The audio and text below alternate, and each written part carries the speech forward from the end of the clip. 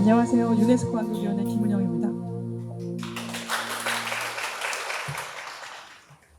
오늘 멀리까지 와주셔서 감사드립니다. 강의실이 크지 않아서 그런지 강의장을 꽉 채워서 분위기도 되게 좋은 것 같고 또 간혹 아는 낯익은 분들도 중간중간 계셔서 더 반가운데요.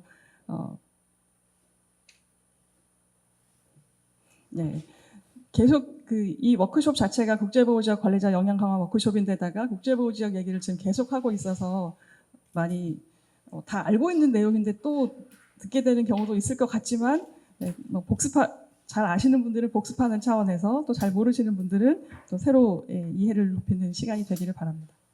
우선 유네스코부터 말씀을 드리면은 유네스코는 유엔 산하의 전문 기구입니다.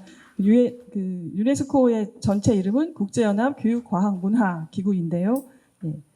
그 분야의 국제협력을 통해서 세계 평화를 도모하는 그런 기구가 되겠습니다. 세계 평화라고 하면 되게 추상적으로 느껴지는데 유네스코가 설립된 게 2차 대전 이후에 그런 세계적인 그런 암울한 그런 상황에서 평화가 되게 절실한 때였기 때문에 지적, 도덕적 연대 위에 평화를 구축하자라는 취지로 설립이 되었습니다. 그래서 지금은 평화와 지속가능 발전을 위한 교육과학 문화 분야에서 활동을 하고 있습니다.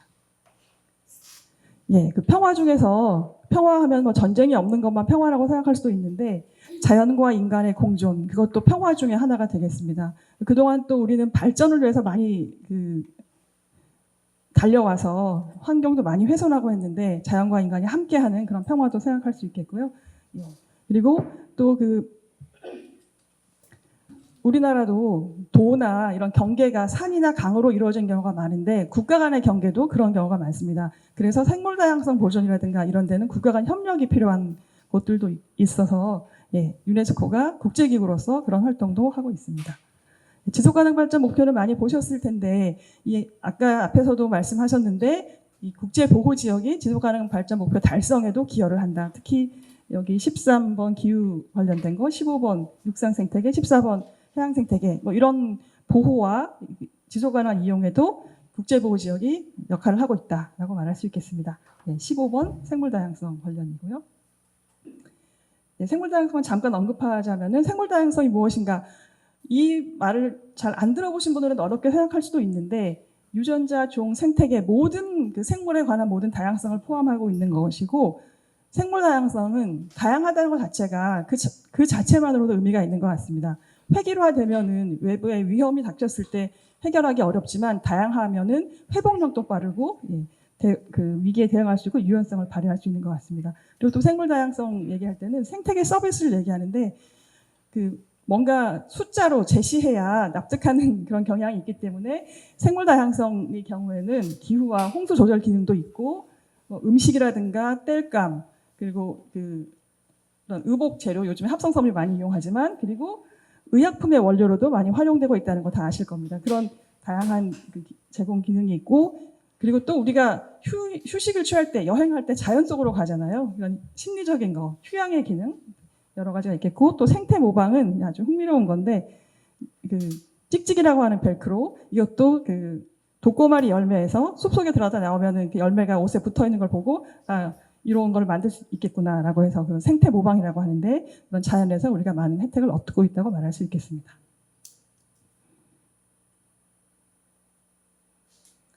그렇지만 생물 다양성은 많이 훼손되고 있습니다. 많이 아시는 것처럼 서식지가 훼손되고 있겠죠. 많이 개발하니까. 또 최근에는 기후변화 때문에 훼손되고 있고 그런데 우리가 살아가는 게 평소에 인식하지 않고 살더라도 생물 다양성 속에서 문화가 만들어지고 또 언어 그 지역에 있는 특별한 식물이라든가 동물 그리고 또 지질 같은 경우는 지질 지형에 따른 언어들이 또 만들어지는데 그런 것들이 생물 다양성 손실에 따라서 사라질 위기에 처해 있습니다. 그래서 이런 걸 보호하자는 취지에서 국제보호지역이 생겼는데 우선은 1872년에 국립공원이라는 걸 미국에서 처음 시작을 했고요. 그거는 국가 간의 제도이긴 했는데 그러면서 산업이 발전되고 도시가 확장되면서 환경 오염되는 거에 대한 사람들이 위기감을 느끼게 되었습니다. 그래서 1971년에 람사르 협약이 채택이 되었고 그리고 또 생물권 보전 지역을 시작하는 MAB 사업이 유네스코에서 시작이 되었습니다. 그리고 바로 다음 해에 세계유산 협약을 채택하면서 국제적인 그런 보호 지역을 지정하는 활동이 시작되었습니다. 유네스코에서 지정하는 지역은 생물권 보전 지역, 세계유산, 세계지질공원 세 가지가 있고, 람사르 습지는 유네스코가 지정하지는 않지만 람사르 협약에 가입할 때는 그 기탁서를 유네스코에 제출하게 되어 있습니다. 그래서 유네스코와 관련이 있고요. 그리고 지정지역이라는 말을 제가 썼는데 이 행사의 제목은 보호지역이고, 근데 뒤에 가서 다시 좀 말씀드리겠는데, 보호지역이라고 말하기 좀 애매한 부분도 있어서 유네스코 지정지역이라고 했고, 또 유네스코에서도 데지그네이티드 에어리어라고 말을 하고 있긴 합니다. 생물권 보전 지역은 생물 다양성과 관계된 지역, 세계유산은 그중에 자연유산만인데 경관, 지질, 생물 다양성, 생태계 관련된 곳이고, 지질공원은 지질유산, 그리고 람사르 습지는 연안 내륙 인공습지를 대상으로 지정하고 있습니다. 이 로고는 많이 보셨을 텐데, 예전에는 그 좀 컬러풀한 로고를 써왔는데 유네스코 로고 지침이 바뀌면서 요 단색으로 바뀌게 되었습니다. 그래서 MAB 로고 같은 경우는 다양한 생태계를 상징하는 빨강, 초록, 하양 이런 색들이 있었는데 저렇게 한 가지 색으로 바뀌었고요. 그리고 유네스코 신전과 함께 쓰도록 지침이 개정되었습니다. 대략적인 그림인데요.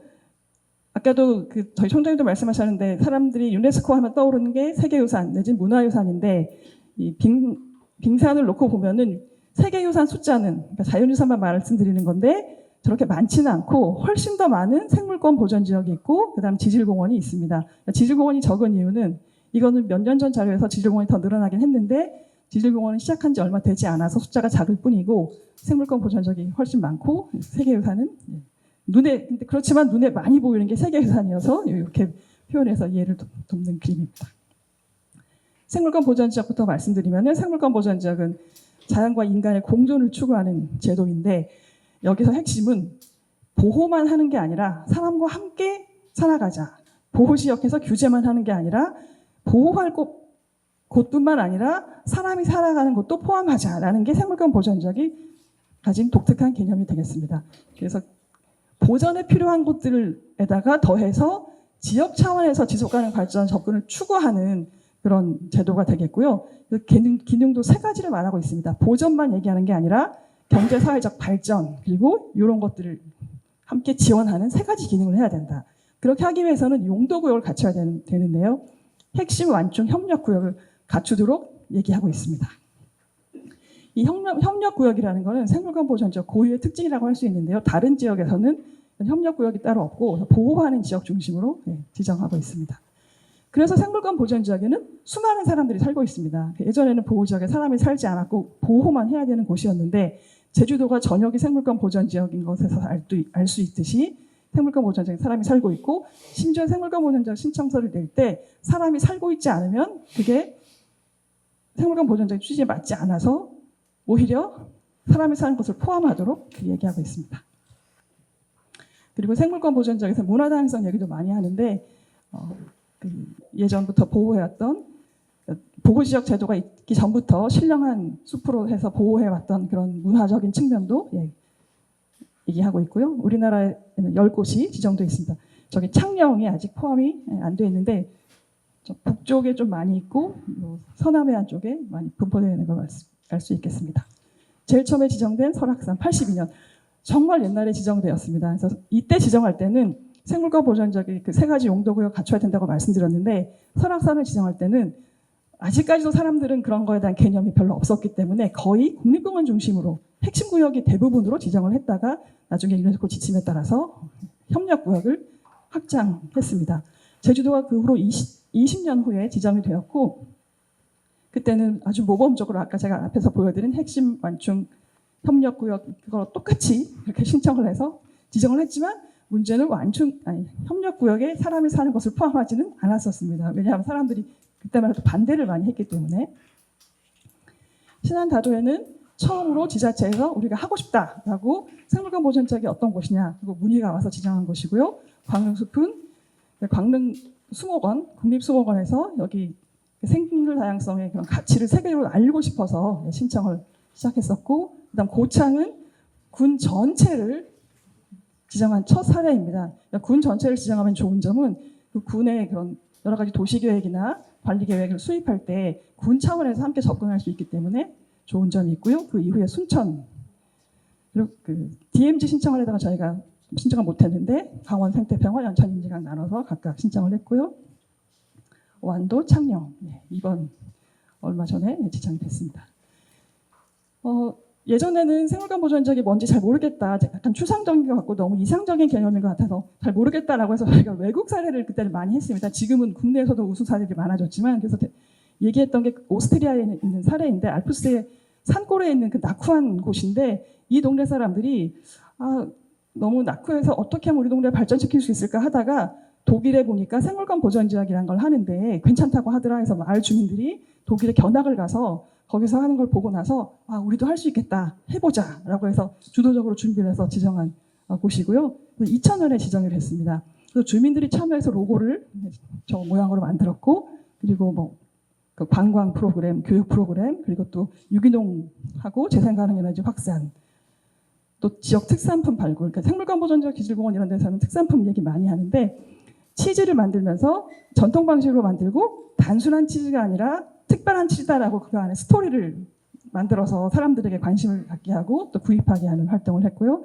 그리고 음식점, 숙박시설들하고 파트너십을 맺어서 활동을 하는데, 예를 들자면은 이 파트너십 맺은 음식점은 지역에서 난 재료로만 사용한다, 일회용품을 사용하지 않는다라는 그런 규정을 만들어서 자발적으로 그걸 지키고, 그리고 주기적으로 확인을 하면서 그 모인 파트너십 업체들끼리 자발적으로 운영하는 그런 사례들이 되겠습니다. 그리고 기념품도 만들어서 판매를 했는데, 그래서 이 지역의 주민은 3,500명인데 관광객은 18만 명이 되는 그런 성과를 얻었다고 합니다. 그래서 여기를 제가 어떻게 알게 되었냐 하면은, 유네스코에서 하는 생물관 보존지역 관리를 위한 미셀 바티스상이라는 게 있는데 거기 1회 수상한 곳입니다. 거기에서 사례를 발표해서 알게 되었고, 그때 그분이 수상 소감 중에 예산이 적었지만 그 예산으로 할 수 있는 일을 찾아서 했다라는 소감이 인상적으로 와닿았습니다. 정기평가에서도 모범 사례로 평가를 계속 받고 있습니다. 세계유산은 생물관 보존지역과 달리 아스완댐 건설로 인류의 소중한 자원이 사라지게 되었다, 어떻게 보호할까라는 그런 고민에서 시작되었고요. 그래서 1972년에 세계문화 및 자연유산 보호에 관한 협약이 시작되었고, 그래서 세계유산은 탁월한 보편적 가치를 보호하는 데 중점을 두고 있습니다. 그리고 또 세계유산의 좋은 점은 문화와 자연이 서로 관련이 없을 것 같고 좀 다른 분야인 것 같지만 그걸 하나의 협약 안에 녹아내면서 같이 바라보는 접근을 했다는 게 특징이 되겠습니다. 자연유산의 등재 기준은 4가지입니다. 그리고 세계유산의 특징은 잠정 목록에 먼저 등재한 다음에 신청할 수 있다는 거, 그리고 관리에 되게 중점을 두고 있기 때문에 뭔가 그 세계유산에 대해서 여기 문제 있다라고 그런 서한이 오거나 하면은 대응 모니터링을 시행하는 것입니다. 그러니까 잘 되고 있는지 정기 모니터링이 아니고 요청이 왔을 때 바로 그런 걸 하고, 관리가 잘 안 되고 있다고 생각하면 위험 유산에 등재해서 특별 관리를 하는 그런 제도가 되겠습니다. 현재 세계유산 전체는 1000곳이 넘게 등재가 되었고요. 그 중에 자연유산은 231곳, 복합유산이라고 있는데 복합유산은 자연과 문화 등재 기준을 둘 다 충족할 경우 복합유산이라고 부르는데요. 그건 40곳이 되겠습니다. 또 국가간 유산도 있고 지정했다가 해제된 곳도 있습니다. 우리는 세계유산 되려고 엄청 노력하는데 이 중에는 세계유산했다가 그만둔 곳도 있는데, 너네 관리 안 되니까 그만둬라고 잘린 게 아니라 그 나라에서 우리 그만하겠다라고 했는데, 이 오만 같은 경우는 그 영양 동물 영양 보호구 지역인데 보호가 넓잖아요. 근데 거기서 들리는 소문에 따르면 석유가 발견되어서 그걸 이용하는 게 더 이익이라고 생각해서 이 나라에서는 우리 그만하겠다라고 한 적이 있습니다. 우리나라에는 16개 있고 그중에 자연유산은 2개.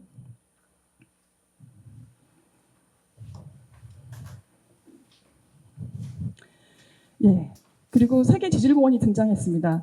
세계지질공원은 아까 그 생물권 보전지역 세계유산은 1970년대 초반에 시작한 개념인데 세계지질공원은 2000년대에 들어서 시작한 겁니다. 근데 이거를 지정할 때 세계유산 제도를 세계지질공원을 시작할 때에 이 사람들이 생물권 보전지역이나 세계유산을 보면서 관리가 잘 안 되는 거를 개선해야겠다라고 해서 현장 실사를 적극 도입합니다. 생물권 보전 지역은 현장 실사 없이 서류 심사만으로 지정하는데 현장 실사를 하고 4년마다 재인증을 아주 소위 빡세게 하는 게 세계 지질공원이 되겠습니다. 그래서 그린카드, 옐로우카드, 레드카드를 주는데 그린카드 받으면 통과, 그러면 4년간 재인증, 옐로우카드 받으면 2년 동안 보안해서 다시 심사 해서 통과되면 그린카드가, 만약에 그때도 아니다 그럼 레드카드를 주면 바로 그날부터 이제 더 이상 세계 지질공원이 아니게 되는 건데 레드카드를 받은 곳들도 있습니다.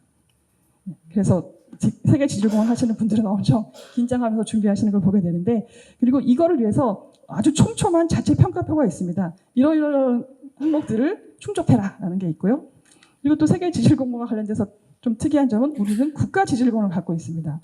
세계유산 생물권 보전 지역은 국가유산, 국가생물권 보전 이게 없는데 국가 지질공원이 있어서 국가 지질공원들 중에서만 이제 세계 지질공원으로 신청하게 되는 그런 제도가 있고요. 유럽에서 시작을 했고 그동안은 생물다양성 중심으로 보호지역이 지정돼 왔는데 지질유산에 대한 게 좀 약하다. 세계유산이 되기는 좀 어렵지만 그렇지만 보호해야 될 곳들은 어떻게 할 것이냐. 지질공원을 해보자. 시작을 했고요. 지질관광, 교육, 해설 등을 강조합니다. 그러니까 지질공원 가면은 지질학적 현상에 대해서 되게 쉽고 흥미롭게 설명하는 걸 많이 볼 수 있는데 그걸 강조하고 있습니다. 네. 지질공원 가면은 첫 인상은 아 멋있다 이런 겁니다. 딱 보면은 멋있지 않습니까? 예, 2015년에 시작을 했는데 그러니까 유네스코 프로그램은 2015년에 시작했고 유럽에서 시작한 건 2000년대 초반인데 현재 48개국에 200곳 넘게 지정돼 있고 대부분이 유럽과 그리고 중국에 많이 지정돼 있습니다. 우리나라에도 5곳이 지정돼 있고 지금 단양과 경북 동해안이 올해 실사를 했고 내년 상반기에 결과가 나올 것 같고 참고로 백두산이 중국 쪽에 있는 게 지정이 되었고 북한도 또 동시에 신청을 했습니다. 근데 실사가 늦어서 아직 결과는 안 나왔는데 북한도 조만간 결과가 나올 것 같습니다. 우리나라에는 제주도가 먼저 지정이 되었고 그러니까 유네스코 프로그램이 되기 전에부터 지정이 돼 있었고 유네스코 프로그램이 된 다음에는 유네스코 프로그램에도 들어오게 됐습니다. 청송, 무등산권, 한탄강, 전북사해안권. 람사르 습지는 전 세계 모든 습지 보전 그리고 현명한 이용을 위해서 지정하는 곳인데 이 협약에 따라 하는 겁니다. 협약 이름이 길죠. 특히 물새 서식지로서 국제적으로 중요한 습지에 관한 협약, 줄여서 이란에 있는 도시 람사르에서 채택했기 때문에 람사르 협약이라고 부르고 있고요.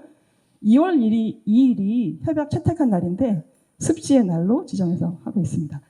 이 람사르 습지는 다른 거와 달리 지정되기는 간단한 편인데 우선은 협약 가입할 때 하나 이상 등록해야 되는 게 있고 그리고 연안, 내륙, 인공습지 다 인공습지까지 포함해서 지정할 수 있는 거고 신청서를 온라인 시스템으로 양식을 제출하면 되고 사무국에서 검토한 다음에 인증서 발급해 줍니다. 그리고 6년마다 갱신하는 건데 그러니까 협약 당사국이 신청하면 되는 거고 등록되는 건 쉽지만 그 대신 관리를 당사국에서 하도록 하고 있습니다. 그리고 이 람사르 습지의 경우는 습지 보전과 관리를 위해서 세파라는 것을 강조하고 있는데 의사소통, 역량 강화, 교육, 참여 이런 활동들을 하고 있습니다. 전 세계에 아주 많이 지정되어 있는데 람사르 습지는 규모가 아주 작은 것부터 큰 것까지 다양합니다. 그래서 지정 숫자가 많고 우리나라에도 많이 지정되어 있습니다. 최근에 지정된 곳은 문경의 돌리네 습지, 또 평두매 습지 이렇게 있습니다. 지금까지 국제보호지역 얘기를 드렸는데 국제보호지역이 지정되면 다들 기뻐하고 유네스코가 인정했다, 세계적으로 알려졌다 생각하는데 유네스코가 알아서 여기 되게 훌륭하고 뛰어나니까 지정해야겠다라고 하는 게 아니라 유네스코 회원국이 우리 여기를 하겠다라고 신청하는 거고 신청하려고 하니까 지역사회의 참여와 지지가 더 중요해지고 있습니다. 최근에 그 갯벌 세계유산 지정된 걸 이제 확장하려고 하고 있는데 갯벌이 뛰어나다고 거기다 포함된 게 아니라 지역 주민들이 참여하고 우리 여기 하겠다라고 한 곳만 들어가 있는 겁니다. 학술적으로 더 뛰어나더라도 지역 주민들이 우리 하는 거 원치 않는다라고 하면 지정을 할 수 없기 때문에 지역사회의 협력, 참여 되게 중요해지고 있습니다. 간단히 정리를 해봤는데 생물권 보전지역은 서면으로 평가를 하고 있고 그 대신 네트워크 활동이 활발하게 돼 있습니다. 우리나라의 경우는 동북아 네트워크가 있어서 유네스코 베이징 사무소와 협력해서 하고 있고 또 제주도가 시작한 섬연안 네트워크도 있습니다. 활발히 활동하고 있고요. 그리고 세계유산의 경우에는 아까 말씀드린 것처럼 위험에 처한 유산으로 될 수 있어서 관리하는 데 강점을 두고 있고 세계지질공원은 재인증 제도가 있다. 세계지질공원도 네트워크가 있습니다. 아태 네트워크, 또 전세계 네트워크, 또 유럽 네트워크 있어서 네트워크 활동이 활발한 편이고 회의도 개최를 하고 있습니다. 람사르 습지 신청하기는 간단하지만 그리고 또 해제 축소도 가능한데 그 대신 다른 지역을 그만큼 보상을 해야 되는 그런 조건이 있습니다. 중복 지정 지역 내지는 다중 지정 지역 이게 많아지고 있는데 제가 한번 써봤습니다. 고창도 보니까 세계유산 람사르 습지 세계 생물권 보전 지역 또 세계유산 세계지질공원. 제주도 신안다도의 광릉숲 안 된 곳이 거의 없을 정도로 중복 지정된 곳들이 많습니다. 그래서 많은 사람들이 약간 피곤해하기도 해요.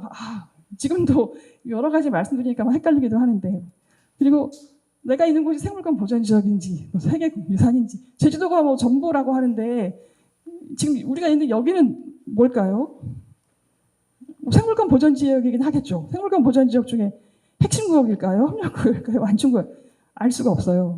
그리고 또 지질공원도 제주도 전역인데 그런 거. 그리고 또 용어에서의 혼동. 문화유산이라고 너무 알려져 있기 때문에 초창기엔 사람들이 제주도 얘기할 때도 세계 문화자연유산 이렇게 하시는 분들이 있었어요. 그리고 또 생물권 보존지역.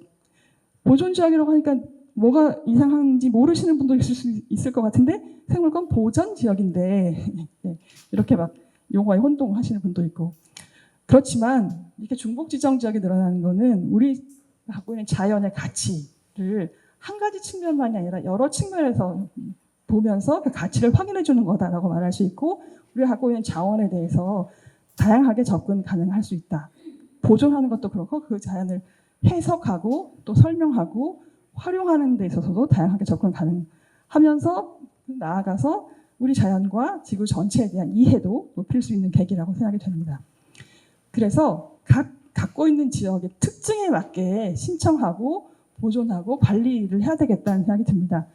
아까 중복지정지역 말씀드렸는데 완도 창녕은 생물권 보전지역만 갖고 있고 무증상권 청송은 지질공원이고 또 갯벌은 또 세계유산인데 그런 그 자연의 특성에 맞게 또 그 지역 사람들이 어떤 걸 원하는지에 따라서 할 수 있겠다는 생각이 듭니다.